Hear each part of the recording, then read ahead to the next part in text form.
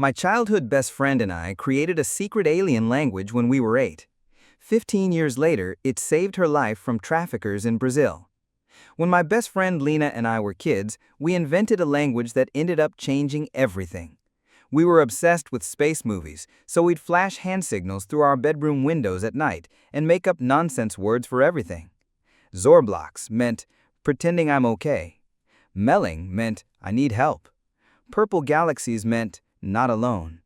We used it constantly, especially when our parents weren't paying attention. It let us communicate privately, but it also made us feel like we were part of something magical. My family moved across the country during sophomore year of high school, and Lena and I gradually lost touch. By the time we were 22, we were just distant memories to each other. Around then, Lena suddenly went from barely posting online to sharing updates every day, photos, stories, everything.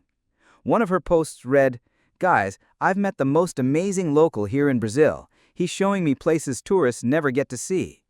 And under normal circumstances, for a normal girl, this would have been fine. But these weren't normal circumstances, and Lena wasn't a typical girl. She used to say she'd never leave New York. She was a city girl through and through. But the posts kept coming, more and more excited. "Can't believe how lucky I am. Some days I feel like I'm living my best Zorblox life." That's when my stomach dropped. Zorblox. It was our code word. It meant pretending I'm okay. At first, I tried to convince myself she was just being dramatic. Maybe Brazil had changed her a bit. But that night I couldn't sleep. So at 3 a.m., I grabbed my phone and deep-scrolled her page. That's when I noticed it.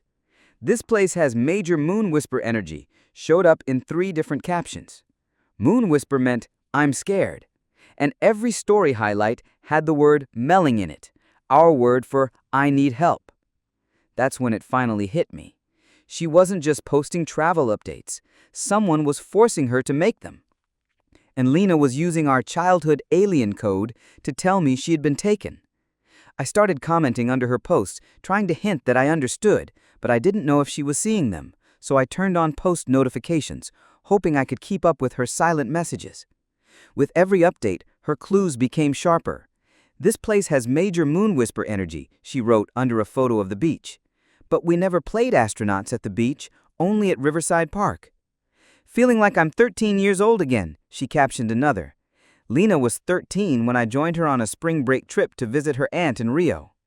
"Missing my collection of 23 Purple Galaxy stickers back home," she posted with a sunset photo. I reread it. Purple galaxies meant not alone. But why specify 23? We never had sticker collections. Then it clicked. Riverside, Rio, 23. She was telling me she was near a riverside in Rio, possibly at an address with the number 23. I thought about going to the authorities until I realized my only proof was a made-up alien language.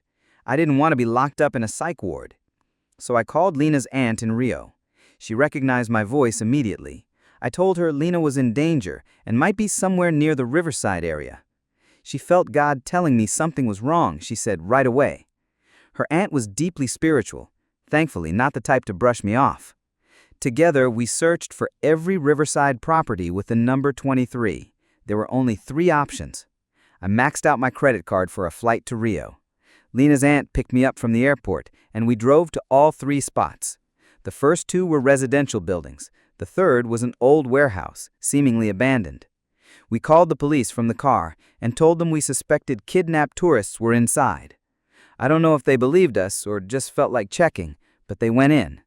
20 minutes later, they emerged with Lena and 4 other young women. Lena looked pale and drained, but she was alive. I didn't even get to hug her. An ambulance took her straight to the hospital.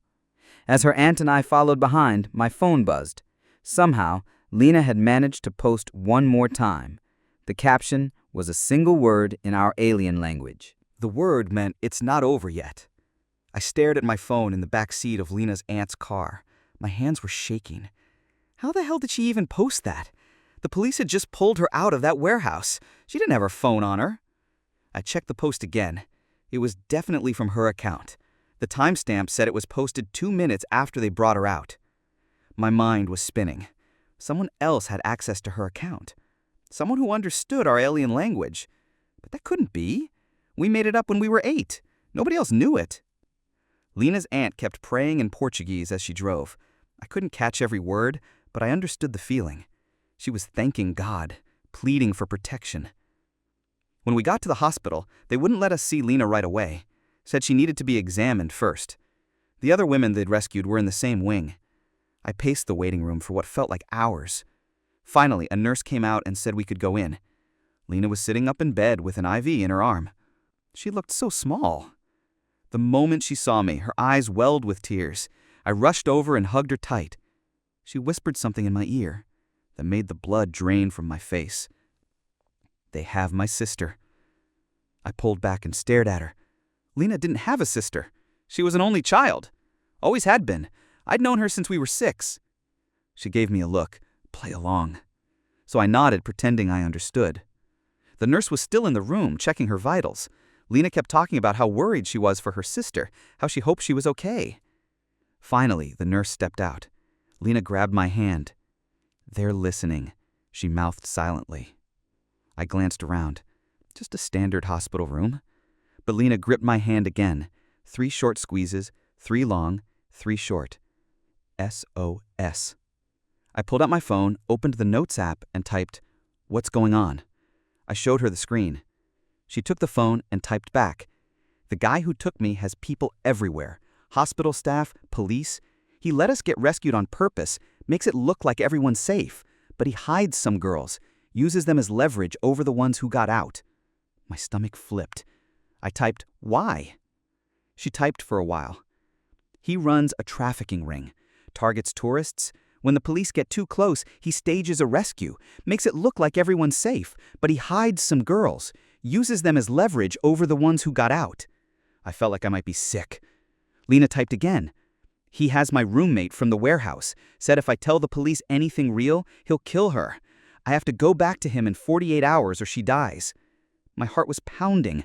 We had just saved her and now she had to return. Lena kept typing.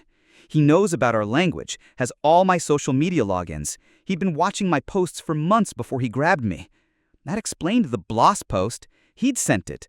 He was smart. Too smart. Lena deleted everything from my phone and handed it back. Then out loud she said she was tired and needed to rest. I got the message. We couldn't talk freely here.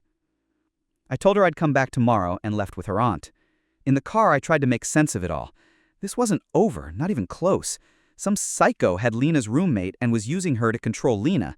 She just had 48 hours, and there were eyes on us, even in the hospital, even in the police. We couldn't trust anyone. I asked Lena's aunt to drop me off at my hotel. I needed space to think, but as soon as I stepped into my room, I knew something was wrong. My suitcase had moved, just slightly, but enough for me to notice. Someone had been inside. I checked everything. Nothing was missing, and somehow that made it worse. They wanted me to know they'd been here. I locked the deadbolt and shoved a chair under the handle. Then I sat on the bed, trying to breathe, trying to think. We had less than 2 days to save Lena's roommate and stop this guy, but we couldn't go to the police, couldn't risk the hospital. It was just me, Lena, and her aunt against an entire trafficking operation. I felt completely overwhelmed. Then my phone buzzed. A text from an unknown number. "Stop interfering or your friend pays the price." Attached a photo of Lena's hospital room, taken from inside, recent. She was wearing the same hospital gown. They were watching her. Right now. I wanted to throw my phone across the room. Instead, I took a breath. Think, what would Lena do? She'd already outsmarted them once, using our made-up language to send an SOS. She'd found a way to speak even while being watched. I had to be just as smart. I texted back, "I don't know what you're talking about." Playing dumb felt like the safest option. Another message buzzed through. "Leave Rio tomorrow or we have a problem." I stared at it. They wanted me out, which meant I was a threat. Good. That meant we still had a shot. I didn't sleep that night. Every sound in the hallway made me flinch. The air conditioning unit rattled like someone jiggling the door handle. By 5 a.m., I gave up and started planning. If they wanted me gone, I'd let them think I was leaving, but I wasn't going anywhere without Lena. I booked a flight back home for that afternoon, Made sure to loudly compare ticket prices with a fake airline rep over the phone. Really, it was just me talking into dead air. I used the hotel Wi-Fi, so if anyone was monitoring, they'd see it. Then I packed, loudly and deliberately. Slammed dresser drawers, zipped my suitcase with dramatic force, made sure anyone listening knew I was getting out. But that wasn't all. I texted Lena's aunt and asked her to meet me at a cafe near the hospital, somewhere public, somewhere we could talk safely. She showed up looking worn down, dark circles under her eyes, hands trembling as she lifted her coffee. She hadn't slept either. I told her everything Lena had shared, the deadline, the threat to her roommate. Her face drained of color. She kept shaking her head, whispering prayers in Portuguese. Then she surprised me. She said she knew someone, a priest who helped trafficking victims, someone outside the system, someone we could trust. We met Father Carlos that morning at his church, a small stone building nestled between modern high-rises. He was younger than I expected, maybe 40. Kind eyes, calloused hands. He listened without interrupting, jotting the occasional note into a leather-bound journal. When we finished, he nodded, as if none of it surprised him. He told us this wasn't the first case like Lena's. The same group had been operating in Rio for years, moving through the shadows. They'd perfected their strategy. Stage fake rescues to throw off suspicion, keep leveraged victims, rotate girls through cities like inventory. Lena's roommate, he said, was likely being held in a second location, one the police wouldn't know about. The trafficking ring used multiple safe houses, scattered across favelas and old industrial areas. Finding the right one would be nearly impossible, unless we got inside information, which we didn't have. The clock on the church wall ticked louder by the second. I felt helpless. Then Father Carlos said something that changed everything. He knew one of the girls rescued with Lena. She'd come to him before, seeking safety, refuge. Her name was Anna, 19, from Colombia, but her eyes looked decades older. He brought her into a quiet room in the back of the church. The air smelled of incense and old varnish. She flinched at every noise outside, constantly glancing at the door like someone might appear. But when we explained what was happening, about Lena's roommate, her face shifted. She knew something. Anna said the men talked when they thought she was asleep. She'd overheard them mention a boat, how they used the water to move girls undetected, avoid police checkpoints. She remembered the name of the marina, Marina da Gloria. They kept a yacht there, she said, used for special cargo. My pulse kicked into overdrive, a real lead.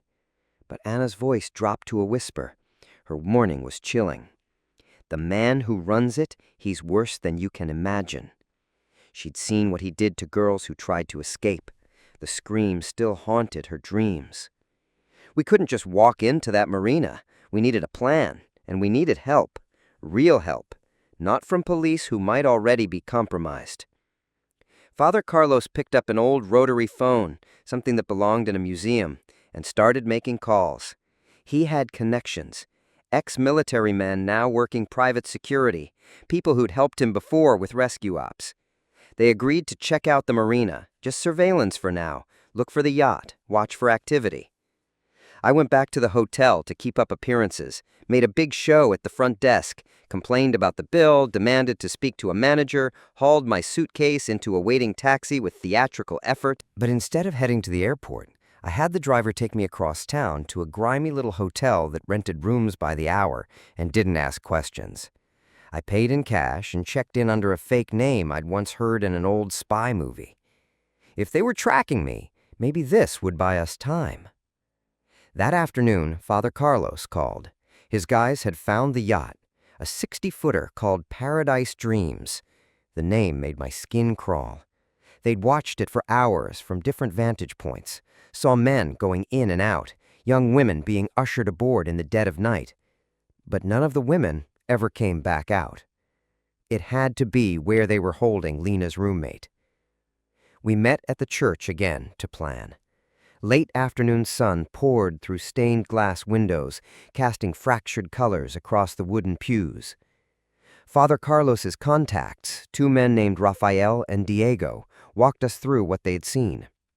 Rafael was tall, lean, ex-military. Every move he made looked rehearsed. Diego was broader, with the kind of scars that told stories no one wanted to hear. The yacht was moored in a restricted section of the marina. Guards posted at the gates, IDs checked, cameras everywhere. Getting in would be hard. Getting out with someone in tow, nearly impossible. But we didn't have a choice.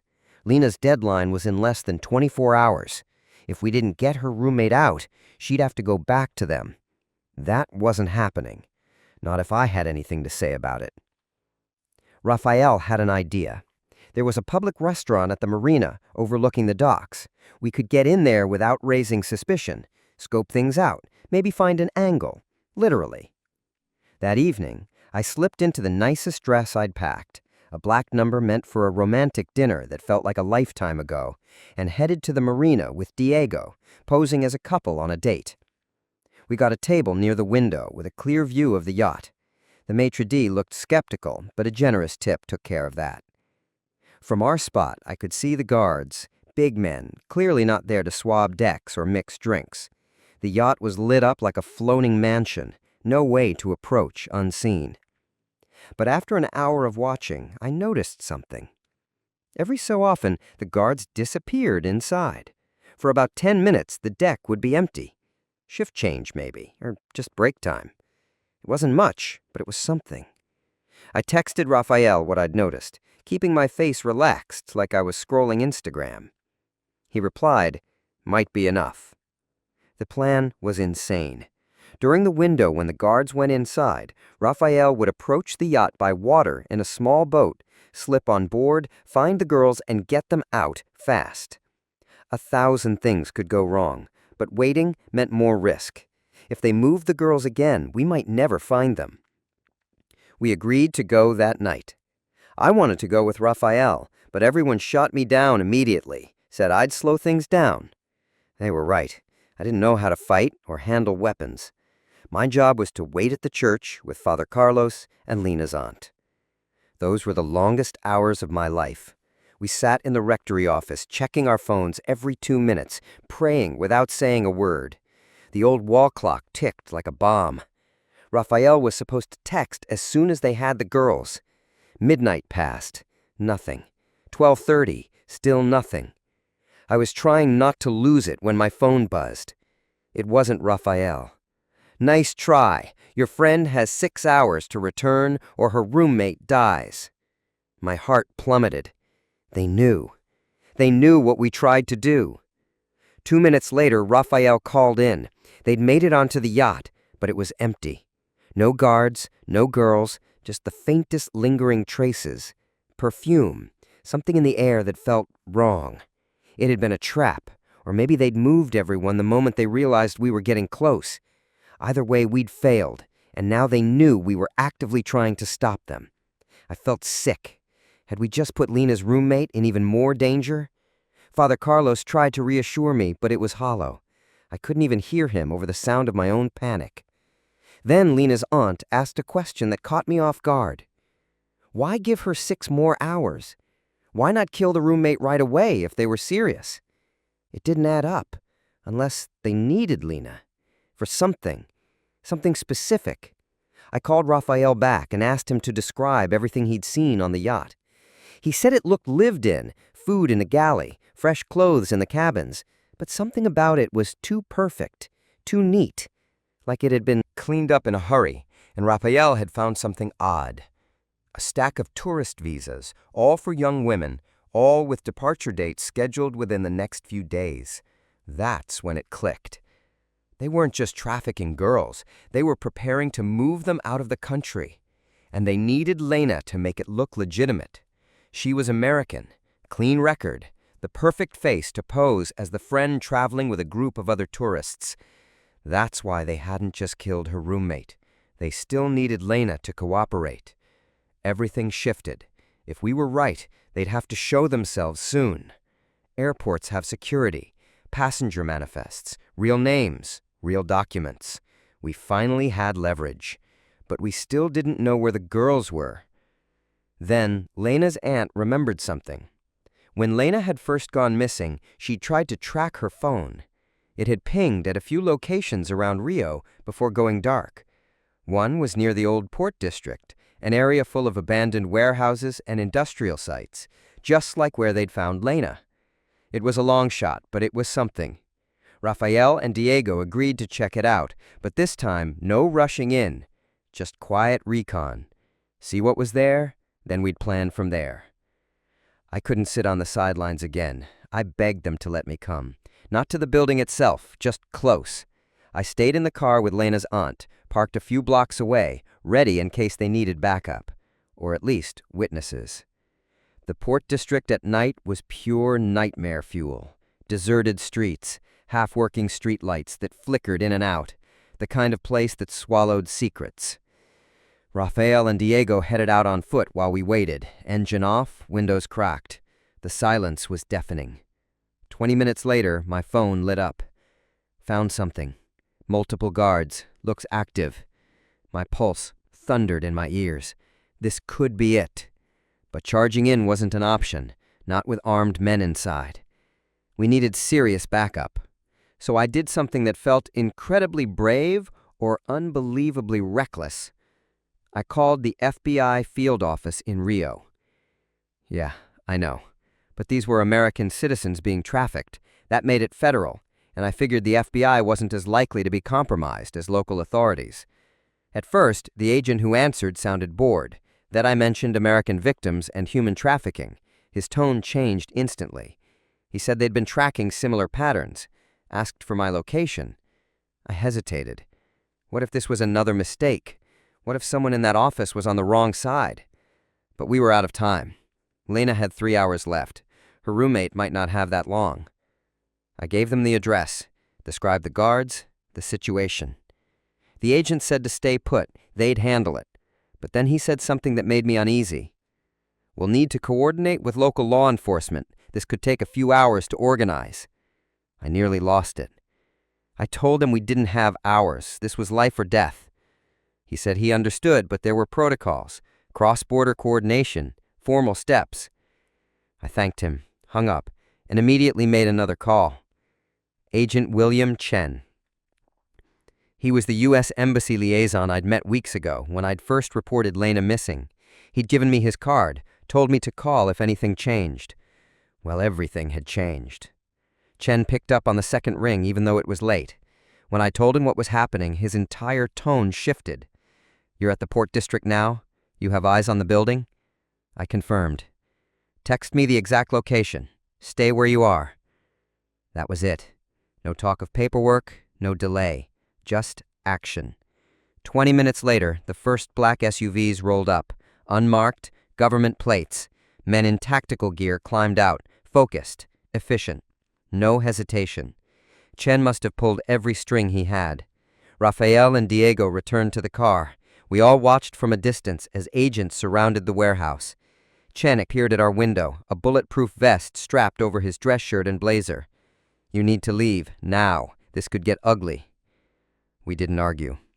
As Lena's aunt drove us away, we heard the first wave of chaos. Shouting, flashbangs, gunfire. More gunfire than I ever expected. I reached over and grabbed her hand. We prayed, whispered the words under our breath. This had to work. It had to. We drove back to Father Carlos's church to wait. He was still awake. Praying in the sanctuary, we joined him, sinking into the wooden pews as the sound of distant sirens echoed through the city. An hour passed, then 2. Finally, my phone rang. It was Agent Chen. We got them. 12 women, all alive, including an American matching the description of Lena's roommate. I nearly collapsed with relief. But Chen wasn't finished. We also got Roberto Silva. He was there, trying to move the girls before dawn. The name meant nothing to me at the time, but it would be seared into my memory before long. He was the monster behind it all. At the FBI building, everything was chaos. Agents rushing around, phones ringing off the hook, orders shouted in English and Portuguese. They brought us to a small conference room and told us someone would be with us shortly. Through the glass wall, I saw the rescued women being brought in, some sobbing, others wrapped in blankets, faces blank with shock. They looked like they'd just survived a war. Then I saw her, a blonde girl around Lena's age, being helped by two agents. Her head turned in every direction, eyes wide, desperate, lips moving as she asked question after question. The agents were shaking their heads. I knew, without a doubt, that was Sarah, Lena's roommate. Even in the middle of her own rescue, she was looking for Lena, trying to make sure her friend was safe. Agent Chen finally returned to brief us. The raid was a full success, he said. All 12 women rescued, unharmed. 6 traffickers arrested, including Silva. They'd also seized laptops, burner phones, documents, real evidence, enough to map out the whole network. Silva has been on our radar for months.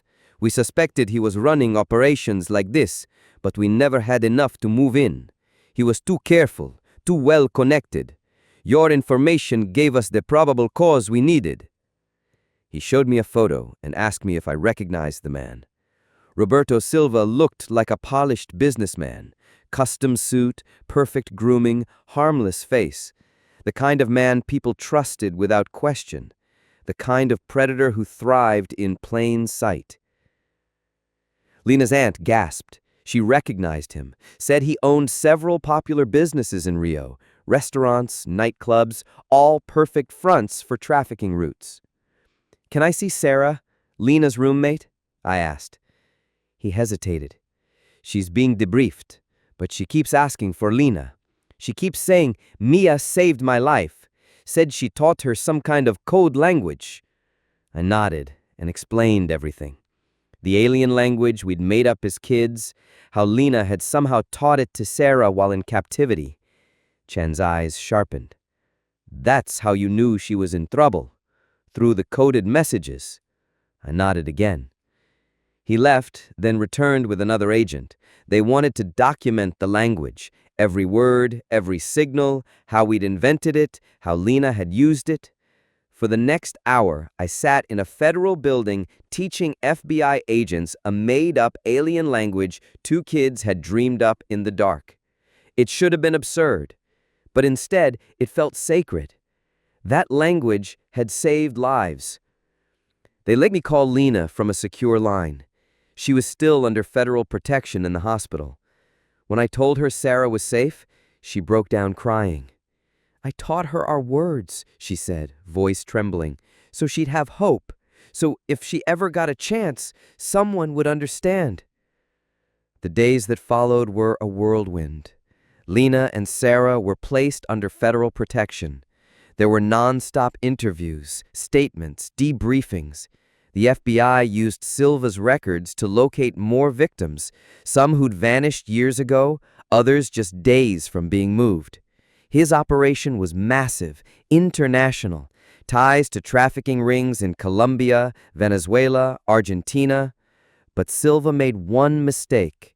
He kept records, names, flight manifests, transaction logs.